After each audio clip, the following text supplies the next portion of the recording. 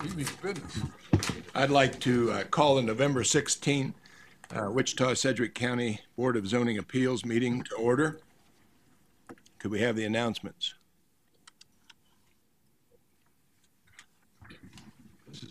That's for MAPC. Before we begin the agenda, the Wichita-Sedgwick County Metropolitan Area Planning Commission would like to take this opportunity to welcome everyone to this public hearing. Copies of the agenda for today's meeting, the public hearing procedure, and Planning Department staff reports on all agenda items are available on the counter in the lobby of this conference room. The Planning Commission's bylaws limit the applicant on a zoning or subdivision application and his or her representative to a total of 10 minutes of speaking time at the start of the hearing on that item, plus up to 2 minutes at the conclusion of that hearing. All other persons wishing to speak on agenda items are limited to 3 minutes per person. However, if they feel that it is needed and justified, the Commission may extend these times by a majority vote. All speakers are requested to state his or her name and address for the record when beginning to speak. When you are finished speaking, please write your name, address, and the case number on the sheet provided in the lobby. This will enable staff to notify you if there are any additional proceedings concerning that item. Please note that all written and visual materials you present to the Commission will be retained by the Secretary as part of the official record. If you are not speaking, but you wish to be notified about future proceedings on a particular case, please sign in on that same sheet. The Planning Commission is interested in hearing the views of all persons who wish to express themselves on the agenda items. However, we ask that all speakers please be as concise as possible and avoid long repetitions of facts or opinions which have already been stated. For your information, the Wichita City Council has adopted a policy for all city zoning items. A copy of this policy is available in the lobby. The City Council relies on a written record of the Planning Commission hearings and does not conduct their own additional public hearings on these items. Okay, our first item and only item is BZA 2017-00046. Do we have anyone on the commission that would like to hear that? Yes. We'll hear it. Please go ahead with the presentation.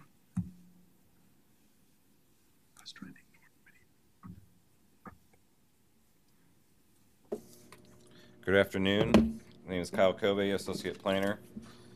This is BZA 2017-46. It is a request to reduce the front setback in order to be able to construct a billboard. The required setback is 20 feet, and the applicant is requesting to reduce that distance to 5 feet. What you see on the screen here is a picture of the property in question. And here's an aerial view. The nature of the area is that it's industrial and commercial development. Here is like a site plan showing where the sign itself will be placed with the property line right here. So it's this setback right here that we're discussing. Here's another image just kind of to give a sense of what the sign itself will look like. Here is, I'm standing just a little bit west of where the sign would be. You're looking directly north. That's Kellogg that you're looking across right there. This is looking over at the site. The sign would be just right here in the foreground. So as you can see, it's right next to the highway there. And then this is looking west, just for some additional context. And any questions?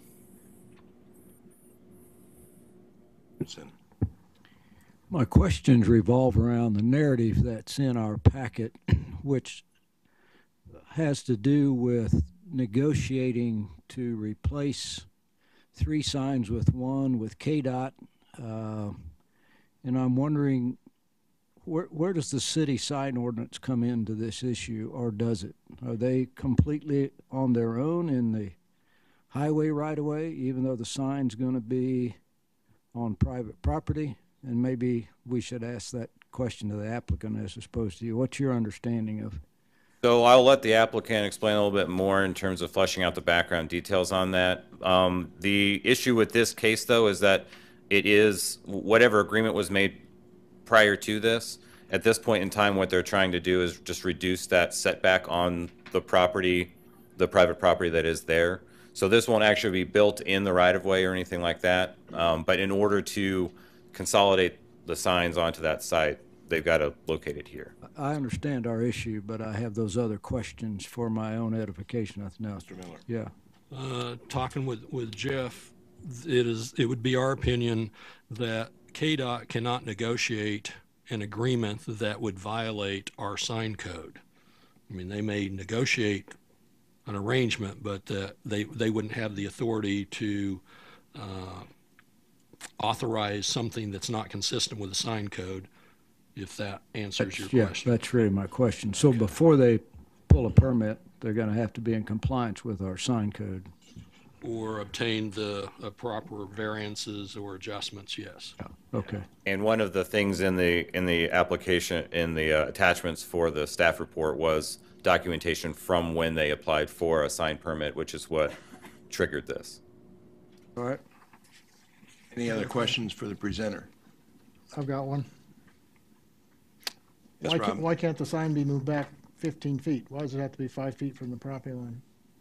There's a building. They're basically, the property line is looking from here. The property line is, and I don't have it cited out or anything, but just for a sense of where it is, it's right here. And I can, from my understanding, is that they're kind of positioned in a way where they're not overhanging the building that's on the site by a degree to which the city would not be able to approve it. So they've got it as far away from the building as they can get it, and that requires this setback reduction. Any other questions? Seeing none, agent or applicant?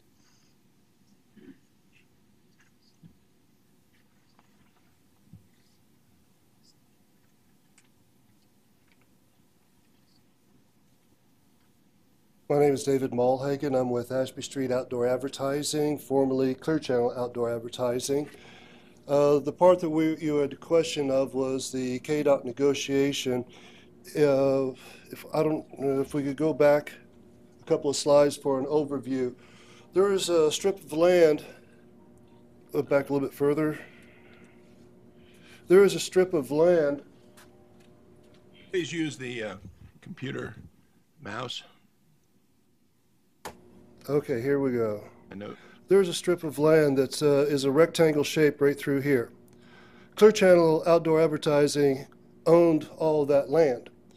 This portion right here is what was left, is a portion that we're talking about. This portion right here, we had agreed to previously with the property owner about doing a trade with him. We would trade him the land, we put a billboard up on this piece of property. Okay, we had those arrangements made, and then KDOT came along and said, well, we need not only your land that's out here, but this land that's right in here.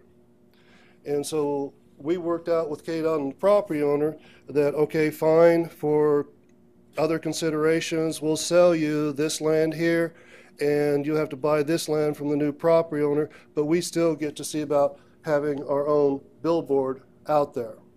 Well, when that transpired and KDOT took the land, that all of a sudden made this lot right here a through lot. So you have a frontage on both Irving and you have frontage on Kellogg, even though Kellogg has no access. It still made it into a through lot. And so when we applied for the city permit, that's what we were told was that, well, everything is good, everything's fine, except for now, this lot is a through lot, so it has to have a BZA. So that's why we're here. Now, as far as KDOT goes, we have to get our city permit first. And then we can apply for KDOT's permit. The negotiations that we had with KDOT was monetary. you know, for the property owner, for ourselves, for everything combined for the taking. And yes, we removed 3 signs in this land in order to see about getting up one more sign. And we had this started prior to the KDOT taking, and so that's kind of where we're at after we had first negotiated with the property owner. We're going to put up a sign, KDOT comes through, changes up everything, and here we are. Are there any questions? Questions for the agent? Seeing none, thank you. Anybody in the audience wish to speak on this subject? Seeing none, we'll bring it back to the commission. Mr. Johnson. I move to approve per staff comments. We have a motion and a second. Any discussion? Seeing none, all in favor? Aye. Opposed? Passes 9-0. We have a motion for adjournment. So moved. Second, Okay, whichever. Mr. Richardson and Mr. Green. All in favor? Aye. Aye. There's Let me correct, it was 10-0 vote. All right, at this time, we're adjourned. Is that okay? Okay. At this time, I'd like to call the meeting of the Wichita-Sedgwick County Metropolitan Area Planning Commission, November 16th, to order. We have minutes from September 21st. Should we do those individually? Okay. Do we have a motion on the September 20th? Moved. Second. Get those. Mr. McKay, I think I've got to abstain. I don't think I was here for that meeting. okay. Mr. Green. Who do we have abstaining? Secretary. Bill? Bill was the only one absent, it said. Don wasn't here yet, right? So we have Bill and Don abstaining. be 8-0-2. Okay. Do we have a motion? And we had a first and a second. Any more discussion? Seeing none, all in favor? Aye. Aye. Opposed? So it's 8-0-2. Okay, now we have the October 5th, 2017 minutes. Move we approve. Second. Mr. McKay and Ms. Miles Have to abstain. I'm abstaining. I was gone that day.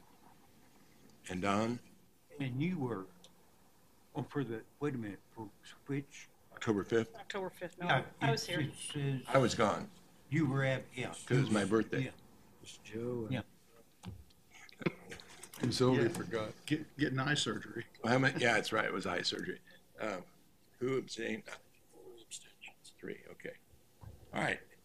Do we have any discussion? Seeing none, all in favor? Aye. Opposed? Okay, so it's 7-0-3. All right, moving on to the first subdivision committee recommendation items. Let's go to 00035, final plat. Anybody would like to hear that? Anybody in the audience like to talk on that one? Okay, we'll take it by consent. 00042, Farmington Square, 3rd edition. Anybody like to hear that on the commission? Seeing none, anyone in the audience wish to hear that? Okay, we'll take that by consent. Subdivision 00045, one-step final plat, Castlegate, 2nd edition. Anybody in the commission like to hear that one? Seeing none, anyone in the audience? Okay, we'll take that by consent. 00046, one-step final plat, Ross, Omo, 1st edition. Anybody in the commission like to hear that one? Anybody in the audience wish to hear that? Okay. We can take 2-1 through 2-4 by consent. If we Moved. Second. Mr. Green, Ms. Miles. Any discussion? Seeing none, all in favor? Aye. Opposed? Okay, 10-0. Moving right along. Now we'll go to vacation items. Item 3-1, 00041. Anyone on the commission like to hear that one? Anybody in the audience wish to hear that item? We'll take that by consent. Vacation 2017-00042. Anybody in the commission like to hear that one? Anyone in the audience wish to hear that item? Okay, we'll take that by consent. We could have a motion for 3-1 and 3-2. Move to approve. Second. Andy made the motion, Rob seconded. Any discussion? Seeing none, all in favor? Aye. Opposed? 10-0. Okay, our first case is 2017-00036. Who's presenting that one? Oh, yeah, we got it. Thank you. I was on a roll there. Anyone in the commission wish to hear that item? Seeing that, you want to hear it? I have a couple questions. Okay. Anybody in the audience wish to hear that item? Okay, we will we'll allow Mr. Green to ask the questions. Yeah.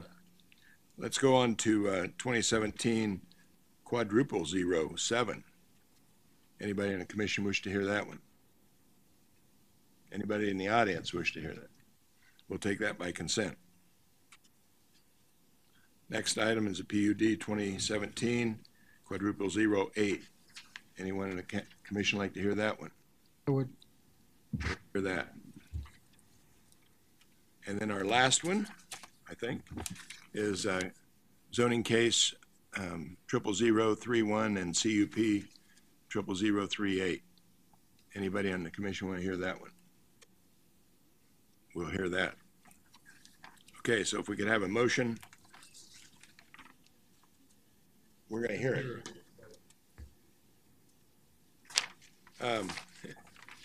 So the only one we have here to approve by consent is quadruple 07. Move we approve. Second. Go ahead in a second. Okay, Mr. Green, Rob, okay. Any discussion? Seeing none, all in favor? Aye. Opposed? Passes 11-0. Notice how I picked that up. Huh? All right. Now, we could go to 00036 for a presentation. A couple You questions. just had a couple of questions. Okay. Let's see if we can get by with a couple questions. Okay. Mr. Green. Yeah, I was looking over this. The only concern that I had with recreational vehicles there, under the definition for recreational vehicles, it includes, well, I guess for a recreational vehicle campground and recreational vehicle, it includes tents and camping trailers, which I'm assuming that, well, I guess a fabric-sided camping trailer and houseboats. And I don't know that that's something that we would necessarily want to have in a mobile home park, having a houseboat and or fabric-sided camping trailers. Am I reaching here? I don't believe that the zoning administrator would rule that a houseboat is a recreational vehicle. Well, by definition, a houseboat is included in the recreation. Well, it says temporary or transient living purposes. Well, I'm just looking on page 3 of the handout that we had. Yeah, that's where I'm reading the definition. Oh, I see. Yeah, I see. Yeah. houseboats and or. Oh, okay. I see. Yeah, so. Okay. Well, if you wanted to eliminate those, certainly you could, as part of the conditional use approval, you could restrict those. And Other than that, I don't have any real Okay. issue with this request. So if, I would be willing to make that motion All to right. approve with other Good time. questions. I guess the question is the applicant here? Any other questions? You might ask them if they have an issue, yeah. Questions? Okay. Agent or applicant? That be okay with you? Good afternoon. Will Clevenger with Garver, here on behalf of the applicant. And no, your question is, there is no problem with excluding soft-sided recreational vehicles or boats from being allowed. And with that, I'd be happy to answer any other questions you might have. Any other questions for the applicant? Or agent, I assume? Seeing none, we'll go out for public comment. Anyone from the public like to speak on this item? Seeing none, we'll bring it back to the commission for action. Mr. Green. I would move that we approve the request, including a condition that would limit soft-sided camping trailers and houseboats. Put 'em, right? Do we have a second? Second. Richardson, okay. Do we have any discussion on that motion? Seeing none, all in favor? Aye. Opposed? Okay, 11-0. Thank you, Mr. Green.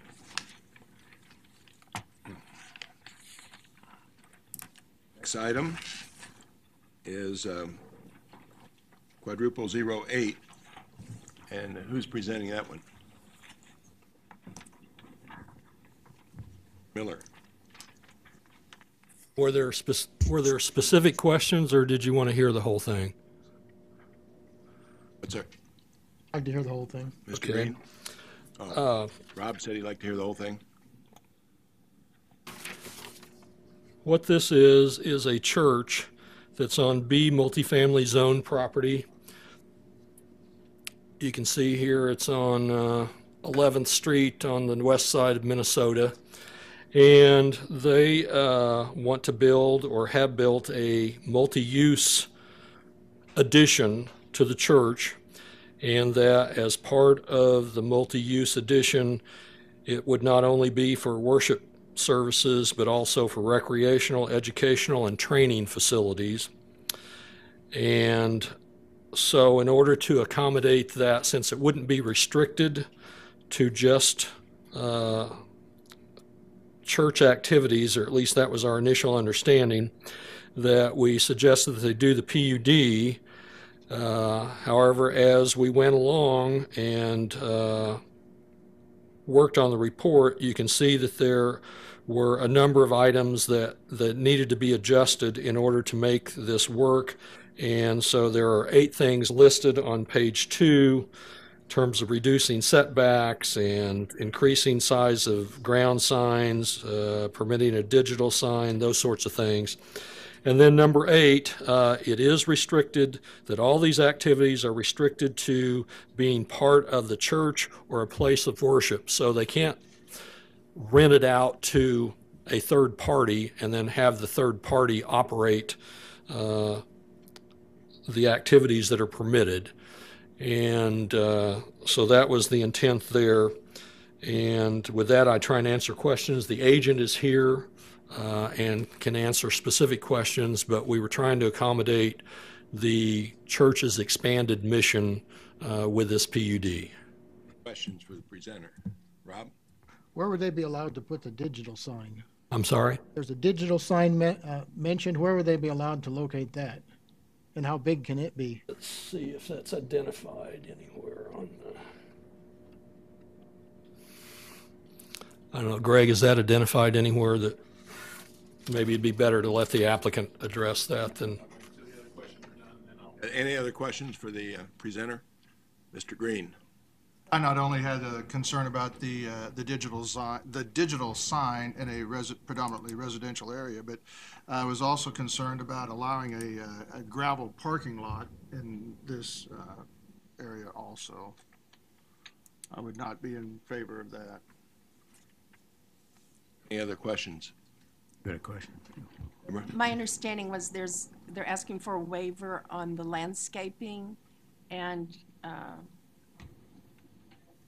or the landscaping that's there to act as, to be sufficient. And after viewing the property, I'm not sure that really meets the needs of the neighborhood to be screened or sheltered from the activities going on there.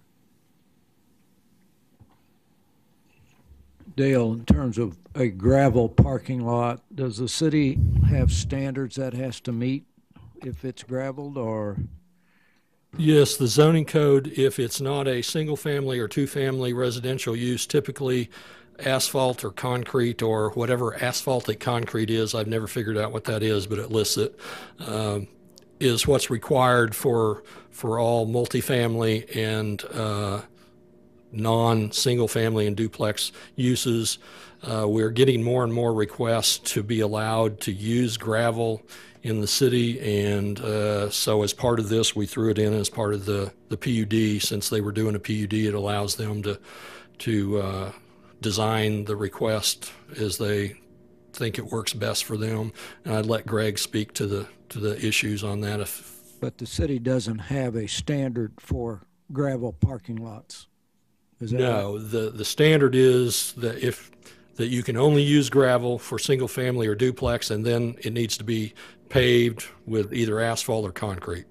We don't have any standard. It says if we allow gravel, essentially they can go out and park on grass. I mean, no, I think it would have to. What's the standard for a gravel lot is my question. Are there construction standards that have to be met, et cetera, et cetera? I'm not sure I know. Okay. I know when we go look at it, we're gonna know whether it's gravel or not gravel. But some sort of all-weather gravel. Yeah, you can't park on grass. Yeah. Okay. We have a civil engineer on the board here. You want to attempt that, Mr. Green? Okay. All right. Any other questions for the presenter? Seeing none, agent or applicant? Looks like we have an agent. Mr. Ferris, welcome to the podium. Mr. Chairman, members of the Planning Commission, my name is Greg Ferris. I represent the Iasis Christian Church, who owns this property and who is in the process of constructing a building that can reach out into the neighborhood and have some real benefit to this area. I was approached by some friends of the church and asked them if I might try to help them through this process. We initially looked at it, and frankly, the gravel parking lot is an important component of this because the city is requiring so much more parking than is needed by the church that for them to pave as much as the city requires becomes cost prohibitive. Because the building is a big building, that means you have to have lots of parking. That's just the way the city operates. And I understand that. And when we met with Mr. Miller and the planning department and tried to figure out a way to do it differently, they said the only way you can really do that is a PUD. So we believe that this, because of what this building is doing for the community, and because really we don't probably need much more parking than we already have, we're only doing it to meet a code that the city has because they don't have anything that just says, well, just because it's a big building and it's that the church, people that already parked there in the church are going to be able to use that. Because if you think about when we're not in church, which is when we have the most people, and they have been using their facility for a number of years, the days and evenings where they might have a bitty basketball that comes there and is able to use their facility so they can have some neighborhood kids and keep them off the street, which is what their goal is. Their goal is to use this facility to uplift the neighborhood and to make it a better neighborhood. But in those days, the church people aren't parking in the lot they already have. So we didn't think there was even a need for the parking lot. It was really no way to get around not having the parking lot. The only thing they could afford is this type of parking lot. So this was the compromise we reached with the planning department, was that we would do a gravel lot. that will probably have very little use, if any. And yes, there are standards. You have to use a low dust gravel, for example. That's one of the requirements of a gravel parking lot in the city. So we will have a low dust parking structure there, parking lot there that won't have issues in the neighborhood. There won't be a lot of cars parked there because the front door is where the asphalt parking lot is. So we believe that what we're asking for is reasonable and is really necessary for them to be able, because frankly what will happen is they have a very nice building that is about 3/4 done. I've been over there watching and they will have a very exciting ability to do things for that neighborhood. If they're required to put a paved parking lot in, the city will not allow them to open that door. They will not be able to pave that parking lot because they don't have the extra $70,000 that parking lot will cost to be paved. So this is really kind of an important issue, and I understand that we don't love to do these, and that's why it's required to go through a very onerous step like this to allow a gravel parking lot. But the reason that a gravel parking lot should be allowed here are really a few reasons. One, it's not going to be used very much. It's not really the primary parking lot. There is no reason for anybody to park there because that's not the front door. That's the first reason. The second reason is we can't open that building if we can't have the parking that the city requires. And that would be a shame for that neighborhood not to be able to utilize that building. Most of the people that are going to use this building are going to be walking over from the neighborhood, kids coming over. They want to be the church that reaches into the neighborhood and helps kids and helps those in need with the pantry and those kind of things. You're not going to need a lot of parking for that. In regard to the landscaping, we're not asking that the landscape not be, when we're actually adding more landscaping that is there. We have counted the number and added a number, and so we will have. There really is quite a bit of landscaping that's required if you look. We just thought we didn't need to go to the extent that the landscape code required based on the size of that building again. So we think that what's there on the north side is already a lot, and we're planting some more. But there are bushes that are required, there are trees that are required, and those will be planted. So we're not asking that we waive the landscape ordinance completely. We're only asking that we reduce it to a number that is really more representative of what this area is and what should be allowed based on what the use really is. Having said all that, I'll see my clock anywhere anymore. It used to be in front of, oh, thank you, over there. I have a couple more minutes. I'll just briefly go through. We think this complies with the requirements in the zoning code for the approval of a PUD. I think I've shown that and demonstrated how we meet the requirements. You can see that I believe I didn't see anybody that was here in opposition to this. And the reason is that the neighbors recognize that this is a very exciting thing, that they can have an opportunity to be able to come over to that church and be a part of that, and then the church sees that as a reach into the neighborhood. Regarding the digital sign, I put that in there. We're allowed that. You can do that anyway. You don't have to have that in the PUD. If we took it out and said just per code, digital signs in churches are allowed. And this is a 50 square foot sign, so it's very small. I don't know that they're ever going to do that, but when you do a PUD, you try to put in that everything that you can, because if you don't put it in there, you have to come back and get it changed later, because it's not like the zoning ordinance where it's just in there. The PUD is the zoning ordinance for this property, so that's why it's in there. But the sign code allows churches to do digital signs if it's not more than a certain percentage of that sign, and so that's all we're asking is to be allowed to do that. It's not a big deal. If that's a real heartburn for y'all, it's not a big deal for us. Parking lot is a big deal, however. It's very important. It's really the only way they can open that building is if that parking lot is gravel. And at some point in time, as you know, as they continue to work, they'll want to pave that parking lot. That would be their desire, but you know, they spent a lot of money on this building, and they spent it for that neighborhood. They spent it as a part to be a real important part of that community, and they just cannot afford to do that gravel parking lot. With that, Pastor Vanish here from the church, if you have specific questions of how they operate and what they want to do in that community, and I'll stand for questions. Mr. Ferris, would they consider maybe paving the first 3 parking spaces on each side back to the building setback line, and then transitioning to gravel so that any single-family houses on the other side doesn't have the dust problem? We would prefer, and it'd be easier because that's a little hard to do. Just take those parking out. We don't think we need that much parking anyway, so we would rather that there be no parking in the setback. And I think we would agree, and that would be quite a ways back from, and I have no problem with that, and that makes some sense.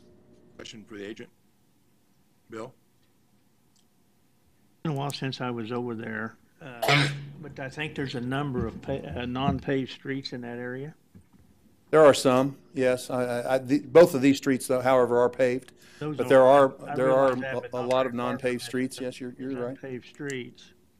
And those aren't dust controlled, by the way. No. In this facility, is there going to be new restrooms? Oh, absolutely. Yes, there's restrooms in the facility. I guess what I want to tell the commission, I'm familiar with this project. We looked at it, was not successful in being the contractor, so I didn't receive any money for it. But the church is a very nice group. The facility they got is not in the best of shape. I like the idea of this where they're going to get some kids there, but the other thing is it's going to be up to date restrooms and other facilities to take care of this, so it's a real plus. So I just want everybody to know that. Any other questions for the agent? Mr. Blake? Hey, Greg, I had a question. Over on the site plan, over on the east side, there's an entrance up at the top. It looks like you guys are widening that entrance. Is that correct? Because from what's there existing, that's kind of like an old entrance, and the one on the south looks like a newer entrance that's been widened. On your map, it shows it's widened the same distance from the one on the south, and I just wanted to make sure if that's the one on the north is not widened. It's not, okay. It's not a new entrance, and we're asking for the entrances to remain as they are. We believe they functioned for that lot, and we don't think we need to add anything. Okay, and then pretty much since that's the east side, that's where all of that's the front of the church where everybody's going to be coming in. You have handicap in the front. Everything's already marked, all that stuff. So the handicap, I don't believe, is marked to code, and we will be doing that as part of the PUD. Okay, great. And that is a requirement and it will be only on the paved area, the handicap. Okay. And there is no reason for them to park in the back because all of the handicap access entrances are easily accessed to the front, so there would be no reason for them to go to the back, both the church and the new facility. On the south side, on the south side, there the entrance that you're talking about where it's going to be the gravel, there's also another entrance on that right next door to that. Is that going to maintain that entrance also? Because I think that's where they're driving up to park their cars into like a little shelter area or something like that. On the south? Yeah, on the south. Probably it looks like maybe about 50 foot from that entrance on the west side of the building. There's another entrance over there. On the new building? Yes. And or no, it's on the existing. Sorry, on the south side. You're talking about on 11th Street? I don't see that on the site plan. Is there a door on the? Oh, a driveway. It's a driveway. Oh! I'm sorry. I thought you meant. Yeah, there is a driveway there. You don't use that driveway. We're planting trees in front of it. It will not be an active driveway. Okay, sounds great. Thank you. Mr. Ferris, a couple of questions under the heading of background number 8 there, just to make sure. I asked the staff about this, and I think we're in agreement that would say that the recreation, entertainment, all those uses would be allowed, all of those only as a part of a church or place of worship. The only thing, and how you specify that, I have a little question. For example, if we wanted to have biddy basketball over there one evening, well, the church isn't sponsoring that team, but the kids from the neighborhood to come over and play. How does that work? And what Mr. Miller was talking about, I'm not sure I completely understand. I understand you don't want us to rent the facility and say, okay, we've built this really nice facility. We don't have any parking. But we're renting that to you now, and it's now your facility, and the church isn't using it anymore. My concern is that were it to be sold, for whatever reason, now we have an event center and all these things in the neighborhood, it would not be appropriate. Absolutely no problem with language to that effect. Yeah, how we word that to make sure that doesn't happen. And I think that's your intent. That's my That question. is definitely the intent. We have no problem whatsoever, as long as, on a Wednesday night, if we wanted to have some kids over and we could do that. Sure, I get that. And the other one was the staff was recommending smaller signs. Do you have a comment? Are you okay with that? We don't agree with that, but we weren't going to fight that. Okay. We think that that's a large building, and a little bit more signage would be helpful. But I didn't press the issue. Okay, all right. I had one other question for staff, and that was we reference a BZA case. And I don't ever remember hearing that. It's referenced on February 6th, which is a Monday. I don't know whether that's germane to this or not. Under case history, we say it was a BZA in 2017. Maybe first of all, there wasn't a meeting on the 6th. Secondly, what actually happened, and just so we get the reference right.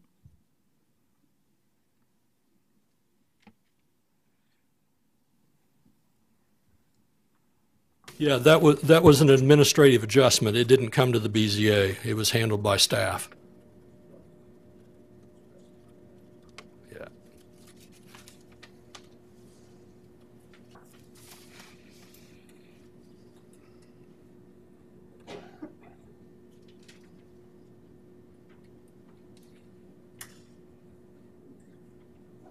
Bailey.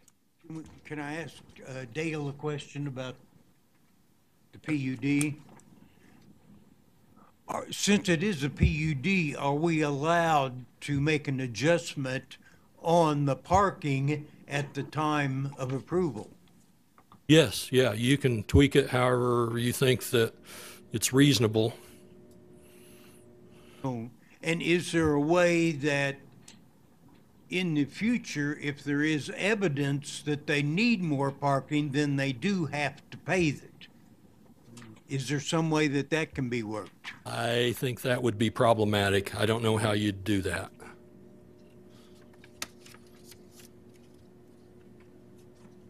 Questions? Mr. Green.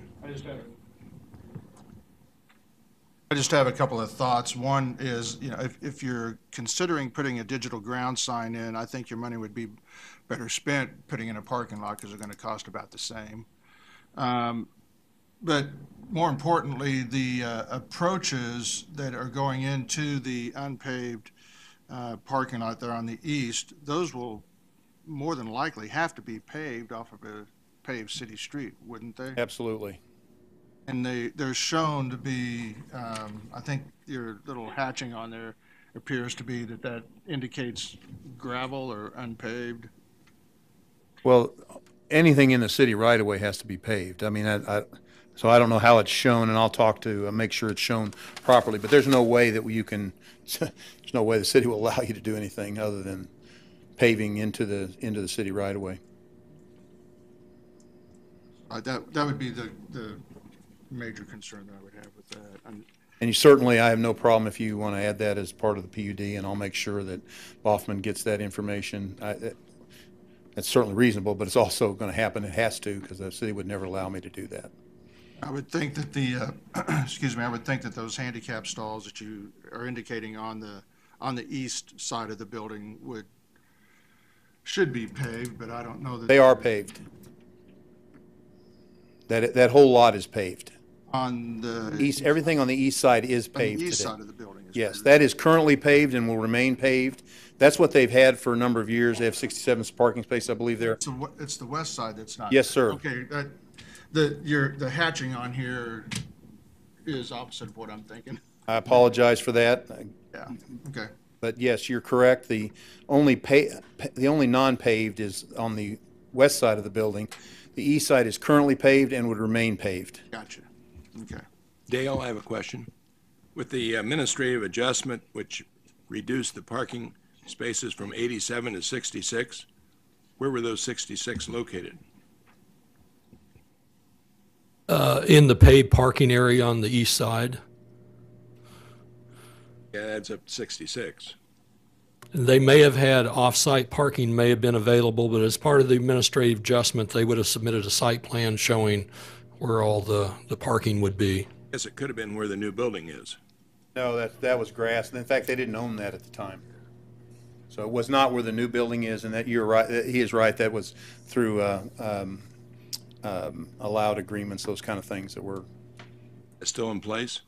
As far as I know, yes. You still have all the parking that you've always had. Yes, that's correct. Okay, any other questions? Seeing none, Thank you. I'll stand by in case you have any others. anybody in the audience wish to speak? And then we'll bring it back to the commission. I'd like to talk more about parking with Dale. Is there some way on the PUD that they could pave some of that second lot that they want to be gravel, and if they ever need or want to enlarge it, then it has to be paved? Is there some way to work that? Well, the PUD is limited to this site plan, and so if they were expanding or adding parking, they'd have to adjust or amend the site plan, if that's what you mean. I mean, in the future, like 5 years from now, if they required more parking.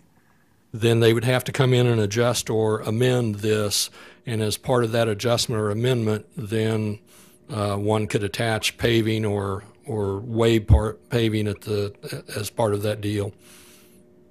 We could require part of that lot, well, just a portion of it to be used and the rest of it grass on this part. Well, no, staff wouldn't support grass as a parking surface at all. It wouldn't be, it would be grass and no parking on it, but just half of the spaces, is that allowable? I guess if you felt like that there was more, that we were requiring more spaces than they need as part of the PUD, you could reduce the number of spaces they have to provide and address it that way. If I don't know how many they think they're going to need, but certainly you can reduce the number of required off-street parking spaces as part of the PUD. That's what I was getting at. And we don't have any problem if you want to do that and bring the parking, say, back as was suggested by the chairman, and then reduce it from the north, and then say that that's grass. And in the event that ever parking was needed, it'd have to be paved. We have no problem with that, if you want to do that. Yeah, and you would have to come back. Absolutely. We have no problem with that. For paving. Okay. Ms. Miller? What is the Stevens? projected occupancy for the buildings? We're talking about parking spaces, and we really haven't addressed how many people can actually be there. Well, the legal occupancy is ridiculous because they do that based on the size of the building. We're not we don't ever anticipate. Did they give you as an occupancy? Come up here.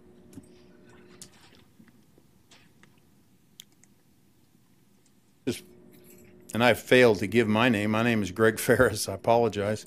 This is Pastor Van, the pastor of the church. What did they tell you the occupancy of that building? Occupancy rate with tables and chairs was like 390, somewhere around there in that particular building. That's what the city has determined the occupancy is. Our occupancy level is not anything in that ballpark. We don't believe that there will ever be, the need for that many people in that building. So they do it based on the size. The city does, and that's where the parking comes from. That's where the parking requirement came from, was the size of the building. And so we don't have any problem thinking that, you know, if they have 150 people in that building, that would be a lot of people in that building. Well, you were addressing neighborhood sports events and stuff, and families tend to turn out for those sorts of things. We're not talking about, you know, competition, because they're not putting bleachers in or anything like that. We are talking about, you know, where if the Biddy basketball team needed a place to practice and come and have a pickup game there or a practice game there, and I don't even know if Biddy's even around. I'm an old guy. I don't know what they call it these days. So that's what we were talking about. Yeah, the facility is not laid out as a gymnasium where you have bleachers and those kind of things. There will be a basketball court in there where kids can come and play. And so if that happened, you know, there might be 50 people in there. That's not very many when you have 80, 70 parking spaces. So we don't think that, you know, and then what is a normal church service for you? Average attendance, you mean? Yeah. About 75. So 75 to 100 people on a church service, you know, that's what's using that today. You know, there may be some special Easter Sunday event where they have, you know, some of us are guilty of not going to church as often as we should, so there might be 130 or 40 people that day on that Sunday. And you know what? The city code requires you to build a parking lot for that day. And we just don't think that that's feasible or reasonable. So that's more the capacity is what, you know, is there and what the church anticipates, you know, their utilization of that. And they would like to grow, obviously. They believe that that's going to happen to some degree. But the main thing is for, you know, is during the week, they will have, for example, food pantry. Well, people will walk to that or they will drive, but you're not going to have 100 cars there for a food pantry. The day that they have the most people at that facility is Sunday morning. It's not going to change. It's always been that way. The use of this building is not going to create, you know, a doubling or tripling of that church, because they're not adding on to the church itself with the pews and those kind of things. So, but the city does occupancy based on square footage, and that's how many doors you have to have and all those other things. What sort of training providing? Well, they're hoping to do some, let's say that somebody wanted to come in and do a job training seminar for the neighborhood. They thought this would be a good place in the middle of that neighborhood to be able to do something like that. They don't have anything right now. I sat down with them. I said, what would you like to see that facility be able to be used for? Again, because it's a PUD, we have to put whatever in here we think. They may never do that, but it has to be in here if they ever thought they were going to do. And they would love to do that. They would love to have, you know, somebody come in and say, you know, we've got 20 jobs and we're going to come in and do a little training here, something like that. They think that's a benefit to that neighborhood, and that's what their goal is. So those kind of things. Has this case gone before the DAB? It goes to the DAB December 4th. Thank you. Question. Greg, on the site plan there, the number of spaces, the 24 are already paved, is that right? When we say we were going to... Yeah, it's probably just a few more than that, but yeah, those are paved.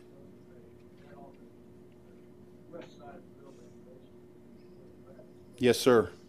Where the gravel spaces would be, right? Just so That's I'm correct. understanding. And if you wanted to reduce that down to, you know, 12,000 square feet, we're okay with that. And that no gravel can be in the setback. We have no problem with that. Yeah, and that gets to Mr. Daly's point, and that in the future, if we ever needed to, you know, then yes, we would have to come back and get that. It would seem to me if you're going to pave that lot, you just ought to be able to do the whole thing in gravel, not have to come back here. I mean, if you need that space, I don't see why you'd have to come back here if we're going to allow gravel parking in that area to have that. So essentially, as I understand it, you could come with that as on the drawing in gravel, and that's all you could do until you came back with an amendment to the site plan. Correct. Right. So to me, I think that's reasonable. I don't think we should restrict it at this point. Greg, you said something I'm not sure you meant. You were not proposing to pave the entry drive, were you not? Oh, we know we're paving. They're paved now on the east side, are already paved. On the west side. If we redo, you said you wouldn't do anything any gravel in the setback, but I don't think you meant that. Well, no, you had asked about not having any parking in that setback. Right, but you got to get there. Oh, I got you. I understand. Yes, I apologize. Yes, but the as far as any of the city right of way, that's going to have to be paved. Driveway is? In the city right of way, absolutely. The drive in off the street will definitely have to be paved. Thank you for clarification, Mr. Green. I know that, we've had a lot of conversation on the parking, and I apologize for not looking closely at the hatching and the non-hatched areas with the parking lots.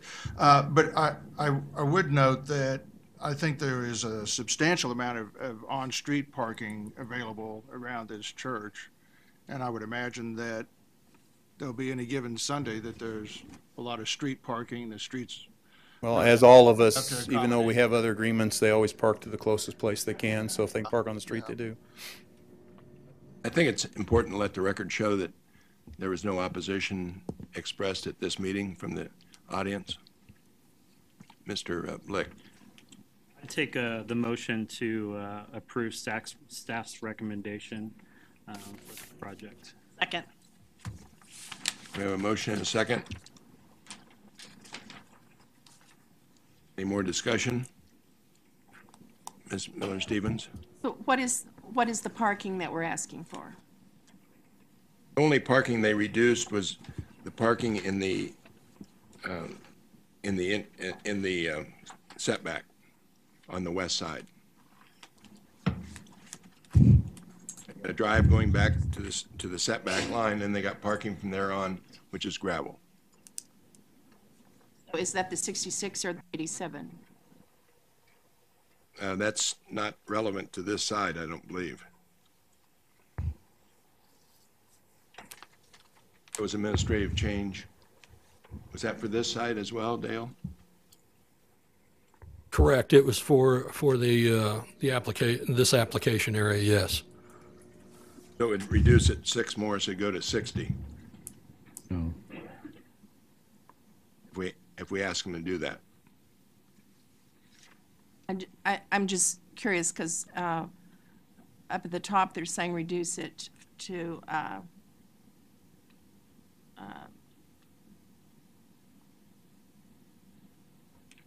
thought they were asking to reduce it to 24 to the existing. So I was just wanting clarification, how many parking spots are we going to end up with? Actually, ma'am, what we had done, rather than go by a specific number, we'd gone to a square footage. The parking on the east side is paved. It will remain paved. Parking on the west side, and we just, you don't see in the PUD, the number was in that BZA. That's not really pertinent anymore. We're talking about total square footage of parking versus, and when I had Boffman calculate it, they used whatever was appropriate for the amount of ground there to do square footage versus number of spaces. Okay. So we're not talking about quote unquote numbers of spaces of parking. We're talking about the square footage, and then you could divide that by whatever and get, so that's where we've gone instead of the other. And so you probably need to reduce that to 18,000 instead of 20,000 based on eliminating that area, or 17,000. We have a motion and a second. Seeing any other discussion? Seeing none, all in favor? Aye. Aye. Opposed? Motion carries 11-0. Okay.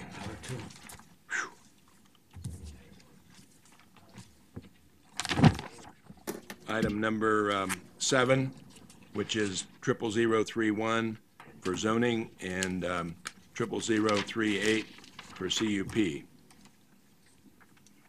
Good afternoon, Commissioners. Kathy Morgan for the Planning Department. This is a rezone and an amendment to DP 59. And as you can see on the map, it is currently zoned TF3 the parcel outlined here was the original parcel 9. The amendment is addressing this to divide that into 3 parcels, 9A, 9B, and 9C. Let's see if I've got a, okay, here we go. 9A will remain TF3, so only 9B and 9C are being changed, and 9B is being requested to be changed to general commercial, and then 9C is being requested to change to MF18. This property is adjacent to the big ditch. It's not part of the big ditch. I just wanted to make that clear. And the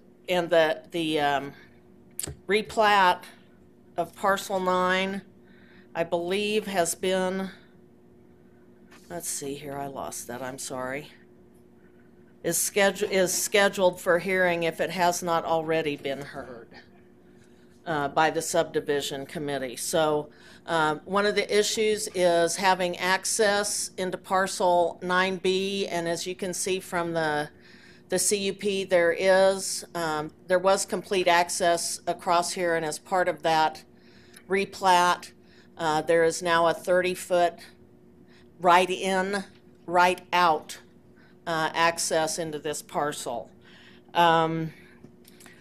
Farmington Square, as you can see, this is, as I said, this is just original parcel 9. It includes, it's about 66 acres. That includes TF3, multifamily, LC, and GC zoning.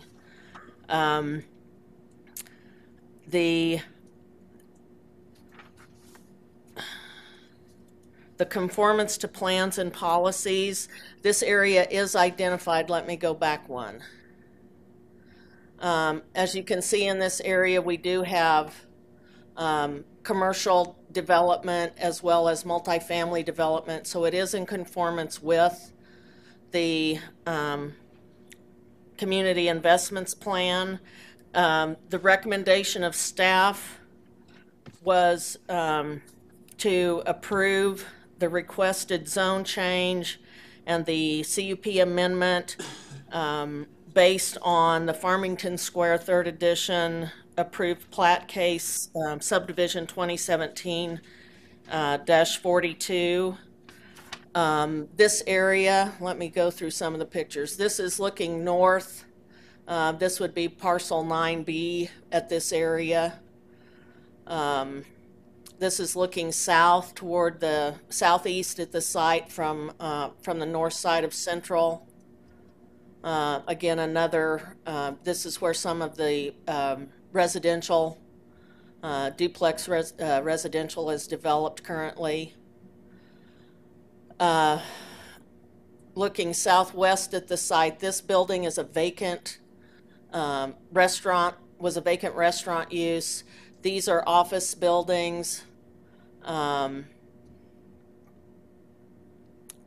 Parking, again, the property that we're talking about would be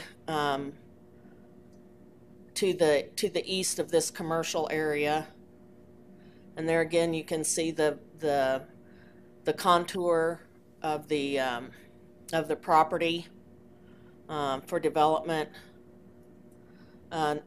Looking northeast, Shade Lane, sorry.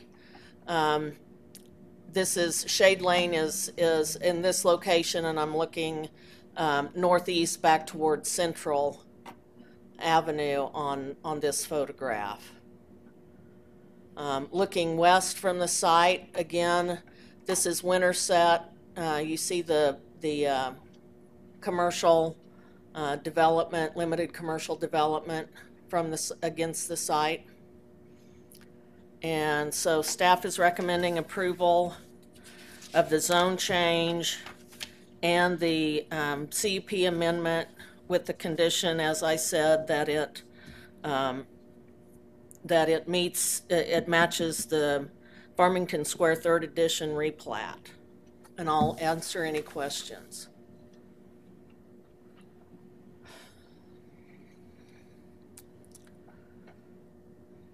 Questions?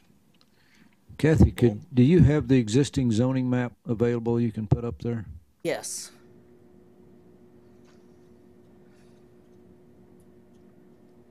Okay. And the So yellow. this is existing, And that is.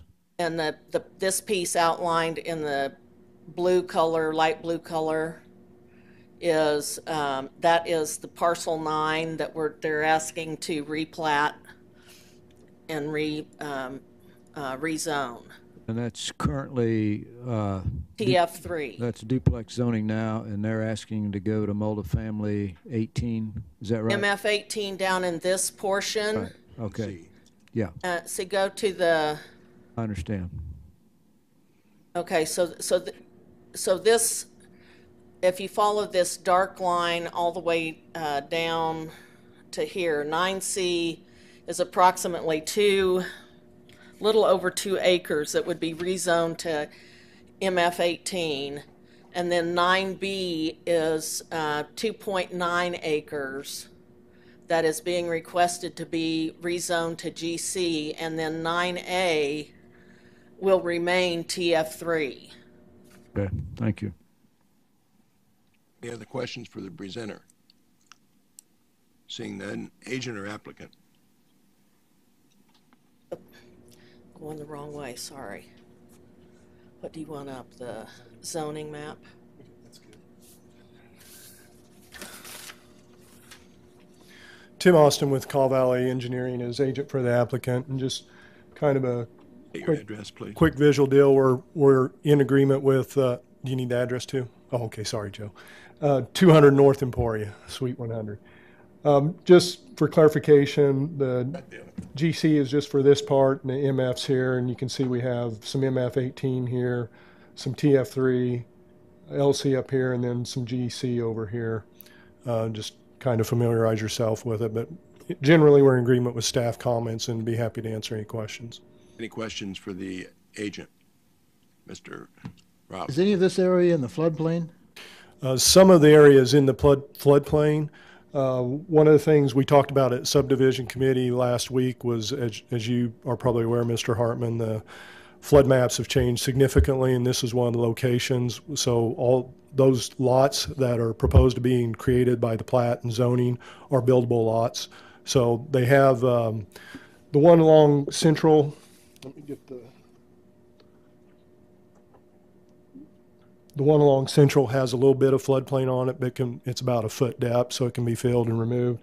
The one that's for the multifamily has very little floodplain on it. It's has some 500-year, but has very little 100-year. So it's basically a buildable lot once the plat's recorded. Yes, Mr. Blick. First, when I first seen it, I was like, "You buying some beachfront property, Tim, or is it?" I've got some for you, Mr. Blick. With that creek and the major utilities up above, at first Yep. I had concern, but then I looked at the property to the north, central, and it's exactly the same thing. So I really didn't see any major. That's correct. Thank you. Any other questions for the agent? Seeing none? Thank you. Thank you. We'll take comments from the audience. Who would like to go first? Assuming there aren't any. Okay. Please state your name and address. Oh, come up here, Frank.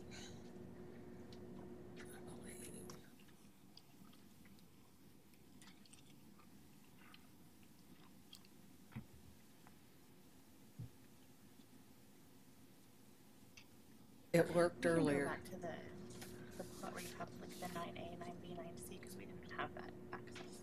Okay, this? Yes. Okay. Hi, my name is Frank Vogel. Me and my wife live at 2126 West Manhattan. We are owners of 6725 North Shade Lane, number 1104, which happens to be one of the one of the units that is up against this area over here. And these units are not Let's have. apartments. Can we have your Units are wife's not name, please? Do what? Can we have your wife's name if she's. My name is Elizabeth Vogel. I'm the legal owner of the property. These owners are not duplexes. They are condos owned by individuals. Excuse me just a second. Yes. Do you wish each to speak for 3 minutes? I don't know. Yes. Okay, let's just have one at a time then. Okay. Go ahead. These units are owned by individuals, and so we bought this property on the understanding that, well, it backs up to the big ditch. So building commercial, even like multifamily area behind that, has a significant impact on my real estate and what I'm going to be able to do with that real estate. Depending on what kind of apartments go back there. Also depending on, I bought the property myself because it backs up to the big ditch and I have a beautiful view. We used to watch beavers in our backyard. So it has a different effect. So I have no problem with the rezoning of 9A and 9B. I do have a problem with the rezoning of 9C. My property value, the fact that I have a tenant that lives in that area that will be disrupted by any construction that is right there. I believe it's like 20 feet away from our property. So She said all I had to say. You can have 3 minutes. No, I'm good. Thank you. Do you have any questions? Any questions for the presenters? Seeing none? Thank you. Thank you. Thank you.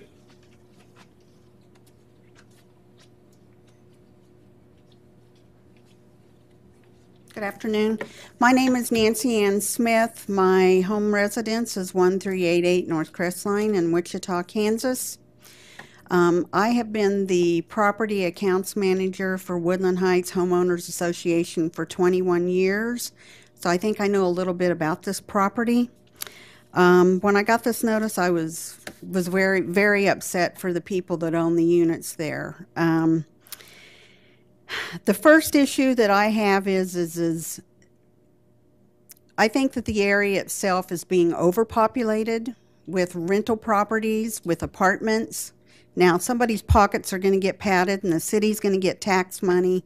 I understand big business. But the thing is, one of the issues we have is a traffic issue. Even now, they put in duplexes across the street to the north of our property. That has caused more traffic. We have had the mailboxes that sit on Shade Lane, all of the mailboxes for all 86 units wiped out several times since I have been there. Shade Lane has become a speedway. We've had our split rail fence, which, by the way, we can't get the type of fence anymore, taken out at least 6 times since I have managed this property. On Shade and Parr. Parr is just west of our property. That is just one issue. I don't know if you're aware of it, but we also have a homeless issue in that area, which a developer, if you want to be aware, you'll be closer to the homeless issue than we will be. You will be blocked off of it, hopefully, but with the homeless issue that lives under the bridges, and we've seen tents pitched by the big ditch and in the big slough area, or slough, however you say it. We've had a crime rate increase. We've had burglaries, break-ins. Drugs have become a big issue in that area. So you're going to bring in more people in an overpopulated area, which started out being a residential area built in 1983 and 84 by Needens and Frank Schulte. As far as the landscaping goes, yes, we back up behind the big ditch. We have done our darndest to maintain the natural look. Why do you think it was called Woodland Heights to begin with? Because of the wooded area. Every time I have to take out a tree, I pay for it from the owners, yelling and screaming, because they like the area because of the natural aesthetic view. We also, with that, we have a natural habitat of animals. And this summer, twice, we had a 8-foot snake removed. Would you like one more minute? Yes, I would. Could I have that? Any objection? Yes. Thank you. My main concern is the value, the traffic, the overcongestion. Try to get on to Central from this area now is a nightmare. You have to turn right most of the time and then go around and turn left to head back west. The YMCA sits right over there. There's kids that play soccer and football and all of that all the time. What about the safety of these kids with more population? And in my opinion, the commercial area has gotten depressed in that area. So we're going to bring in more commercial area that's right next to the bridge that goes over the big ditch on Central. I don't know where the planners are coming up thinking this is a good idea, but you're just going to have more and more traffic issues, as well as crime and overpopulation, and it's also going to decrease the value of the people that own these units. Any questions? Questions? Yes. Can you show on the map there what area that you're responsible for? Where do I move the? Okay, the area I'm talking about, this is the 100 building, the 500 building, there's a 700 building, 900 building, 1100 building, 1300 building. So we have 86 units, and out of this development in 9C is going to impact 36 owners directly. The view, I mean, when they built the monsters across the street that I now call them on Central, I'm thinking, why are we building so many apartments when I can drive around in my neighborhood and there's houses for rent everywhere? It's amazing. So I don't get it. Hartman? Well, isn't the area behind you, hasn't it always been zoned for duplex? We're not duplex. We're condominiums, and they're two-story. The majority of them are two-story. So the people that live behind, that back up to the big ditch, they have the patio door that looks out the back, and then their upstairs balcony looks out the back. But the way it is today, that whole area would be parcel 9, isn't it? Zoned for duplexes? This up here is zoned for commercial as well as this. That's what they're proposing. I think the 9C needs to not be approved because that directly, and I mean, it's like you're taking and just going to put cockroaches all together. What are we thinking, people? Yes. Yes, ma'am. So if we didn't change the zoning on this, would you be okay with somebody just coming in and putting duplexes there? No. We don't want any duplexes at 9C at all. Okay, he just said lakefront property or beachfront property. This is what these people bought these units for. Now all of a sudden, and we don't know what's going to be between their building and the big ditch. And also, they tell you there's no water issue there. Oh, yes, there is. The big slough, however you say it, it always has water in it. We have a drainage right in front of the 1300 building that I have to have cleaned out 3 to 4 times a year because it backs up. It's supposed to go into the big slough. Now, where's that going to go? Any other questions? I got a question. Mr. Richardson. Do you realize that 9C, absent anything we do here, is already zoned for duplexes, and they could get a building permit today to build on that lot? We're not taking it from no building. No, it's being changed. It's being changed to a multifamily 18, which we don't know what that is. I understand, but what you're saying is you would prefer nothing be built. But keep it natural. But it's already zoned. It already is zoned for duplexes. They have the right to build duplexes today. We were never informed that that land was for sale.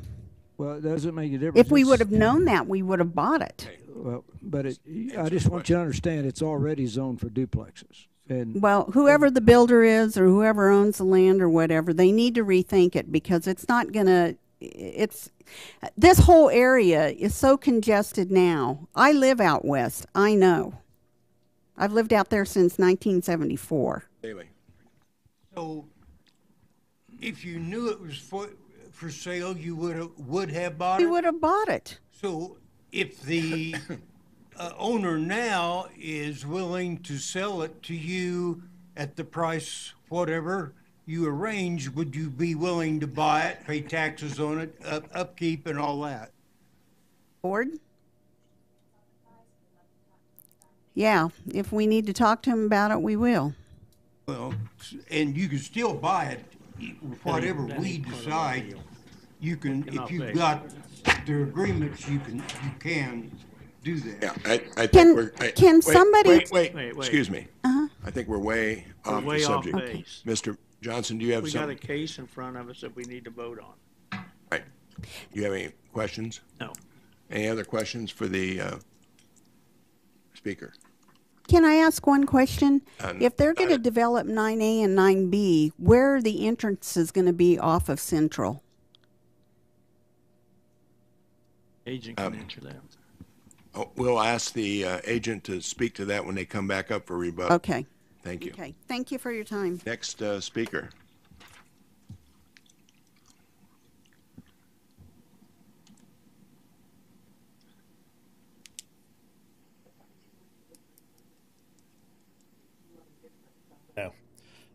My name's Tom Thompson. I live at 1710 North Parkdale. I'm only here to speak on 9C, and I guess that I am opposed to the zoning change going from, as I understand it now, able to build duplexes to possibly apartment buildings. I'm opposed to that. I don't understand how you could put very many apartments on less than 3 acres plus a parking lot. The flood zone, the guy talked about the flood zone earlier. I lived in a 500-year floodplain during '98, and it flooded. So moving dirt here and there and changing the natural slope, I'm definitely opposed to. Also, I don't, as Nancy spoke, where the access to 9C would be, but there are 2 drainage ditches leaving Shade Lane going down to that big slough off of Shade down into the 9C area. So you're going to have to adjust for that water change. There's also utilities in there, as you've seen in the pictures, overhead and underground. And there was not a screenshot of 9C. I assume probably because it's such a small area. And other than that, just all the the nature views that they've talked about with the deer and the rats, beavers, not rats, but beavers. And of course, the lovely snake that shows up. Other than that, I really don't have anything else to say since it's already zoned for duplexes. Any other questions for the speaker? Okay, thank you. Next speaker.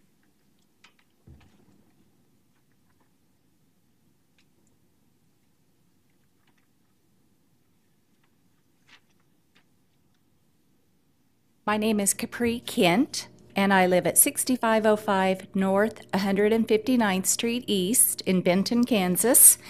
I'm just going to read you what I have here so we don't take a lot of time. But approximately 18 years ago, I purchased 2 units in the Woodland Heights area, not because I wanted to be a landlord, but because I wanted to find someplace safe for my, I hate public speaking, people, but for my then younger boys, but they're now adults and have moved out on their own. But I've contacted realtors several times about selling these because I'm tired of being a landlord. I can't even get what I paid for out of these units. They did say that the unit, I own 6725 Shade units, 1402 and 1306. 1306 backs up to the big ditch. Every realtor I've talked to has told me that I have one of the best units in the entire complex because it backs up to the big ditch. And to the south, there's an empty space open on the south. And they've told me that it would sell much better than any of the units in there because I don't have anything backing up to me.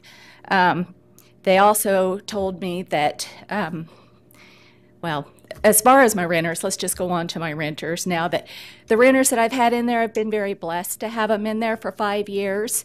One of them that backs up to the big ditch has told me many times that the whole reason that they're there is because of the view. They'll sit out in the morning, watch the deer, watch the rabbits, watch the birds, all of the natural wildlife. And they said that the deer are going away because all of the different units that are being built in that area, all the wildlife is dying off. And as Nancy spoke, Woodland Heights is Woodland Heights, not urban living development. So we're really hoping that you guys, please, 9C, do something to where it just stays in its natural habitat. And as far as I am also the director on the board, and we've had many of the owners of the units there contact us freaking out about what's going to happen. We've asked most of them if they could come in for the meeting, but they're working people, as all that we are too, but we had to take off work to come in and represent the homeowners. But so that's what I have to say. Any questions? Thank you for listening to me. Thank you. Anyone else?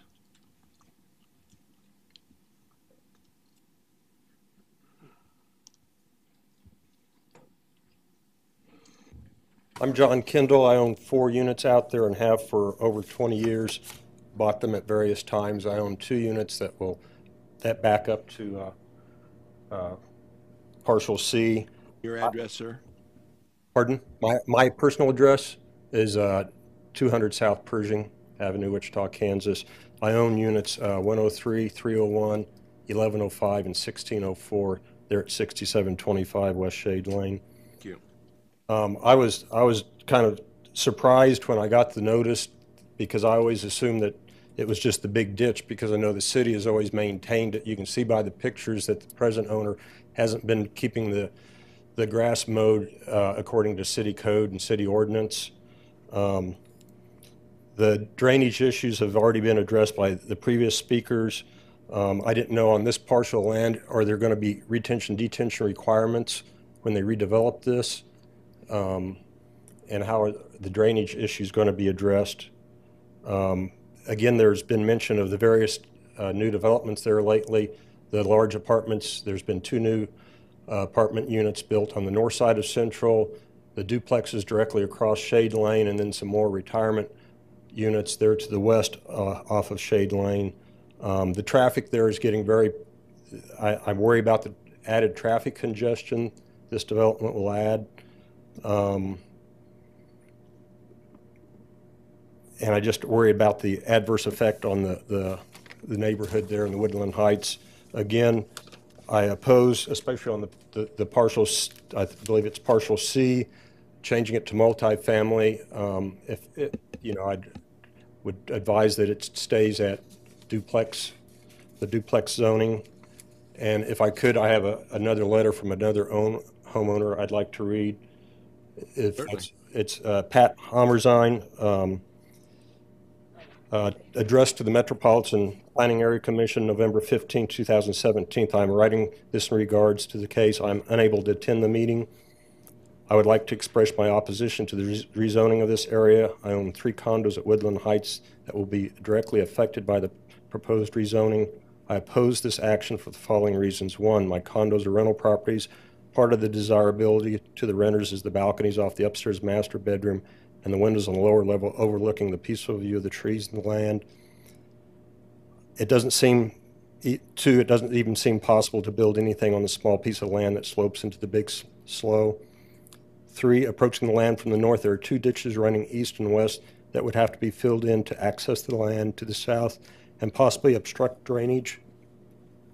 And I would certainly be opposed to anything as tall as 2 stories. I don't have a problem with the developers building in the area closer to Central, just don't develop anything behind the Woodland Heights properties. Again, that was regards Pat Hammerzine with PH Rentals, LLC. Thank you, sir. Your time's up. Okay, any questions? Okay, thank you for your time. Appreciate it. Next speaker.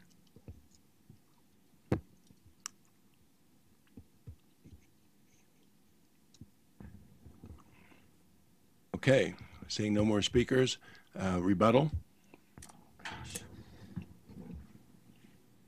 Please address the questions that were asked if you remember them. Mrs. Smith asked about the access to 9B, and you may suggest I comment on that. That access would be up here as a right-in, right-out only onto Central. So 9B would solely access Central and would not access Winterset.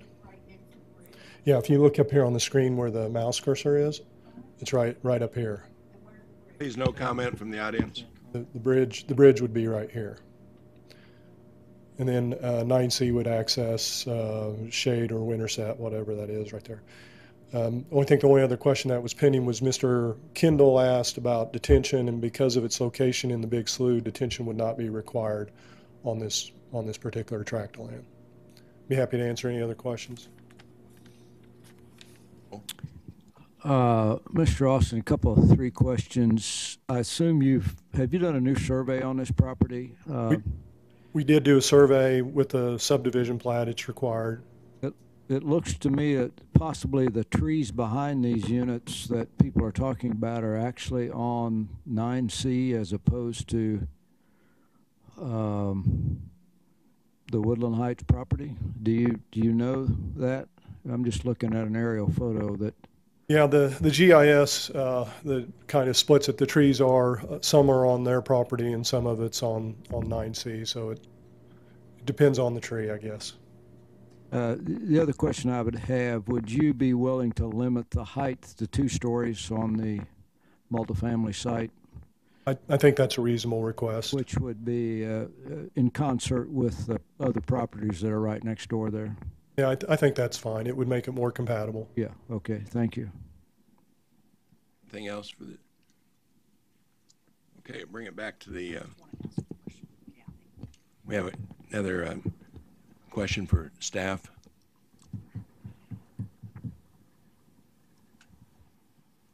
I'm just curious if duplexes were to be put on, what is it, 9C? Yes. About how many units could that land accommodate? Well, it's 2.04 acres. So, and it's not subdivided into 6,000 square foot lots. So, I don't have anything to do math with. If we could read the CUP, it would tell you, but I don't know if you can read it. Well, let's see here. The agent knows. If the agent knows, would he please come forward and answer the question? That's okay. On the current CUP, it's obviously it's zone TF, but it was for drainage way. But typically in land development, in my past experiences, TF3, we look at about 8.3 dwelling units to the acre. So under TF3, it would be roughly 17 dwelling units. Okay, thank you.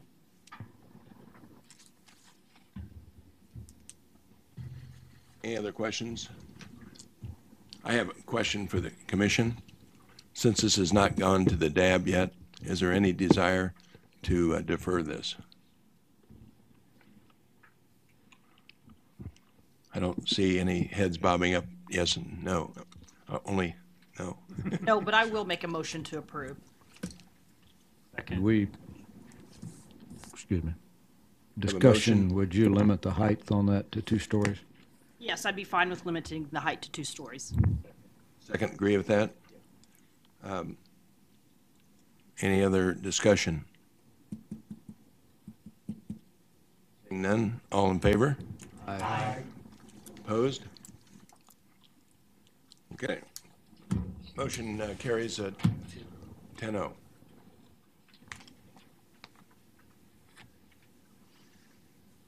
See. Can I adjourn? We're adjourned.